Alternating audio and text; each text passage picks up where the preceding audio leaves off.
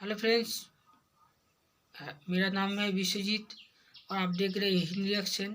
आज मैं जिस वीडियो पे रिएक्शन दूंगा वो है गौरव भाई का एक वीडियो है।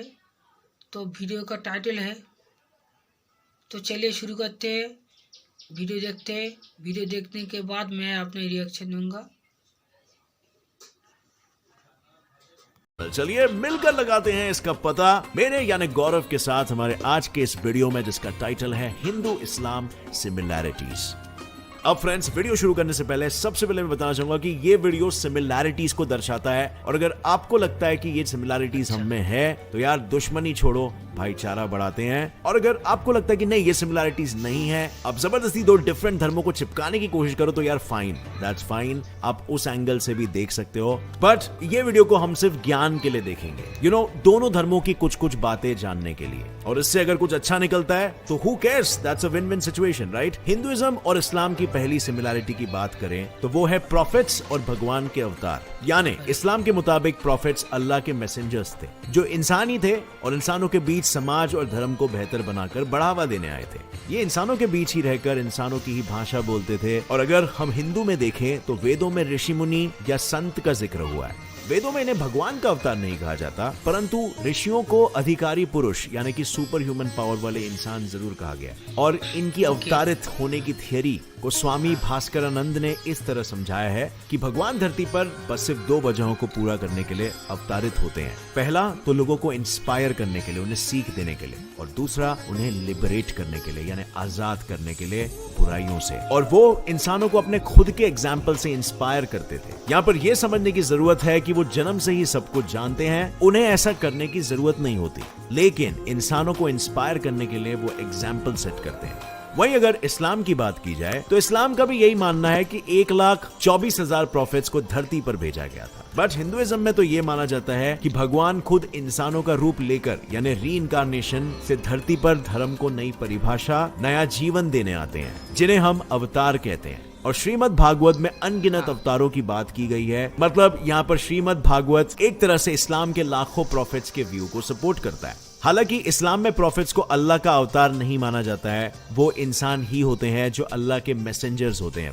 Coming back to the topic, पर फ्रेंड्स, अब अगर इन दोनों ही धर्मों की मान्यताओं की बात करें तो हिंदुइज्म में भगवान को आप दो कॉन्सेप्ट से समझ सकते हो, जिसमें एक है सगुण ब्रह्मन और दूसरे पर है निर्गुण ब्रह्मन। और भगवान को पाने के लिए एक इंसान को पहले सगुण ब्रह्मन यानी अपने अंदर भगवान की एक छवि बनानी होती है, और फिर सगुण ब्रह्मन यानी इस छवि पर अपने मन को एकाग्र करके ध्यान लगाने से निर्गुण ब्रह्मन यानी कि हिंदुइज्म के मुताबिक भगवान की प्राप्ति हो जाएगी। और सगुण निर्गुण ब्रह्मन के इन्हीं कॉन्सेप्ट से आइडल वर्शिप का जन्म हुआ है, यानी असल भगवान को पूजने के बजाय उनकी मूर्त और उनकी तस्वीर को पूजना, जिससे आप रियल भगवान को हासिल कर सकते हो। हालांकि इस तरीके को पहले सिर्फ ध्यान लगाने के एक तरीके के रूप में इस्तेमाल किया जाता था, लेकिन समय के साथ ये कॉमन प्रैक्टिस बन गया, जिसे हिंदुइज्म का कोर मान लिया गया है। यही नहीं, भगवत गीता में कृष्ण भगवान ने अर्जुन से कहा था कि उन्हीं से सारी दुनिया की हर चीज बनी है, हम इंसान भी। और यही बात आपको कुरान के अर-रुमह 30 के मुताबिक जानने मिलेगी,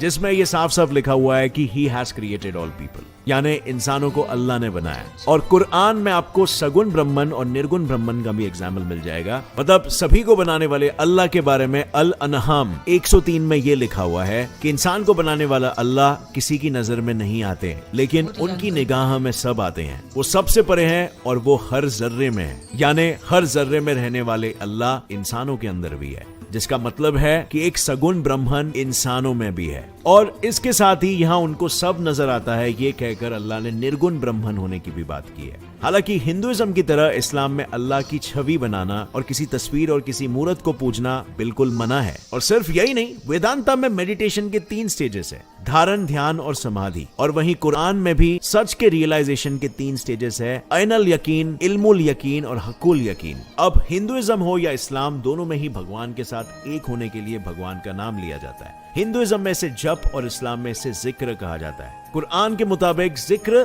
2 तरीके के होते हैं, जहरी जो आप जोर जोर से बोलकर करते हो, और खाफी जिसमें आप धीमी आवाज में बोलते हो।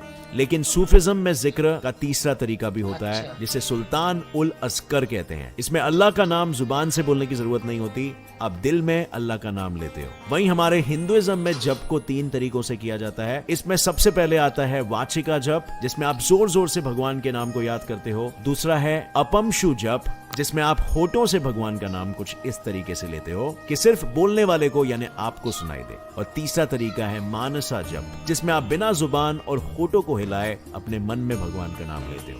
अब इन तीनों ही तरीकों में से मानसा जप अपमशु जप से बढ़कर और अपमशु जप को वाचिका जप से बढ़कर माना जाता है। अब फ्रेंड्स, क्या आपको याद है मैंने आपको वीडियो की शुरुआत में कहा था मक्का सिर्फ मुसलमानों और इस्लाम में यकीन करने वालों के लिए नहीं बल्कि हिंदुओं के लिए भी एक पवित्र जगह है। और इसकी कहानी कुछ ऐसे है कि मक्का जहां पर इस्लाम को मानने वाले हज पर जाते हैं, वहां एंशियंट वैदिक स्क्रिप्चर हरिहरेश्वर महात्म्या ने ये कहा है कि एकम पादम गाययांतु मक्कायांतु द्वितीयाकम तृतीयम स्थापितम दिव्यम मुक्त्याय शुक्लास्य सनिधाऊ।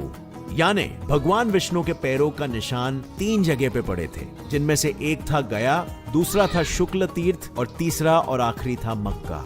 और हालांकि इस्लाम में जैसे मैंने बताया था आइडल वर्शिपिंग की मनाही है, पर ब्लैक काबा स्टोन को वो पवित्र मानते हैं, जिसे वो हजरे अस्वद कहते हैं। और इसके अलावा भी आप अगर देखोगे जैसे हिंदुओं में भगवान की प्रदक्षिणा करने का रिवाज है, बिल्कुल उसी तरह काबा में भी पिलग्रिम्स काबा के स्टोन के 4 बार एंटी क्लॉकवाइज डायरेक्शन में चक्कर लगाते हैं। और जिस तरह इस्लाम में हज होता है उसी तरह हम हिंदुओं में तीर्थ यात्रा होती है। लोग अपने भगवान को देखने के लिए, अपनी तकलीफों को भगवान से बांटने के लिए घर बार छोड़कर 4 धाम की यात्रा से लेकर कई तीर्थ यात्राओं पर जाते हैं। और वहीं पर जहाँ पर हिंदुओं में दान धर्म का चालन है, वैसे ही इस्लाम में भी ज़कात का चालन है। लेकिन जहां पर हिंदुइज्म में दान को वैदिक पीरियड से दिया जाता है, हिंदू लोग दान को बिना किसी एक्सपेक्टेशन के करते हैं। वहीं पर ज़कात, जिसका मतलब टू क्लेंस है, वो अपने धन दौलत को प्यूरिफाई, इंक्रीज और ब्लेस कराने के लिए करते हैं। लेकिन इन अच्छी चीजों के साथ कुछ ऐसी गलत चीजें भी हैं जो हिंदुइज्म और इस्लाम दोनों में ही फॉलो होती है, जिसका एक बड़ा एग्जाम्पल है पेट्रियार्ची। यानी घर से लेकर समाज तक हर जगह सिर्फ आदमियों को ही आगे रखा जाता है। लेकिन समाज का ये दोगलापन हमेशा से नहीं चला आ रहा है। इस्लाम में औरतों को बहुत ही रिस्पेक्ट दी जाती है और कुरान में माओ को सबसे ज्यादा रिस्पेक्ट देने की बात भी कही गई है। इनफैक्ट आपको ये जानकर हैरानी होगी कि इस्लाम ऐसा पहला धर्म है जो औरतों को समाज में बराबर का दर्जा देता है। इनफैक्ट अगर मुस्लिम फिगर्स में हम खारिजा की बात करें, जो मोहम्मद पैगंबर की पत्नी थी, वो खुद एक बहुत ही स्ट्रॉन्ग और असर्टिव बिजनेस वुमन थी। यानी आज इस्लाम में औरतों को जुम्मा में बोलने ना देने से लेकर इमाम सिर्फ मर्दों को बनाने तक, नमाज पढ़ते वक्त मर्दों के पीछे बैठने से लेकर हर जगह औरतों को मर्दों के पीछे ही बिठाने तक का रिवाज आज के समाज में बनाया गया है, जो कुरान की असली बातों की जगह पे अपने फायदे के लिए कुरान में लिखी बातों का मतलब बदल देते हैं। अब आज के जमाने से कंपेयर नहीं कर सकते हो। उस जमाने में फिजिकल स्ट्रेंथ और मैस्कुलिन कैरेक्टरिस्टिक्स का ज्यादा रोल होता था और आज के जमाने में दिमाग का ज्यादा रोल है, simply because we are surrounded in a corporate culture. So उस जमाने में Islam was one of the religions जो फीमेल्स को लेकर भी लिबरलाइजेशन स्टार्ट करने लगा। और अब अगर हम हिंदुइज्म में पेट्रियार्की की बात करें तो हिंदुइज्म में भी आपको इस्लाम की तरह हर पंडित आदमी ही दिखाई देंगे और शायद ही आपको कहीं आदमियों जितनी फीमेल पंडित देखने को मिले। यही नहीं, समाज में होने वाले सारी ही चीजें आपको मर्द की सहूलियत और औरतों की दिक्कत के पहाड़ के खड़े मिलेंगे। लेकिन कुरान की तरह हिंदुइज्म में भी पेट्रियार्की आज इंसानों ने ज्यादा भरी हुई है, क्योंकि पुराणों के मुताबिक सती और पार्वती ने अपने पतियों को खुद चुना था। महाभारत में लक्ष्मी जी ने अपने पति विष्णु को इसीलिए छोड़ दिया था क्योंकि उनके साथ आदर के साथ व्यवहार नहीं किया गया था। और इसी तरह गंगा और सरस्वती ने शादी करने के लिए शर्तें तक रखी थी, जो आज की औरतों के लिए पॉसिबल ही नहीं है। इसके अलावा आपको स्वयंवर का कॉन्सेप्ट पता था, जिसमें लड़कियां चुनती थी अपना पति, वो भी सबसे स्ट्रॉन्ग और सबसे केपेबल।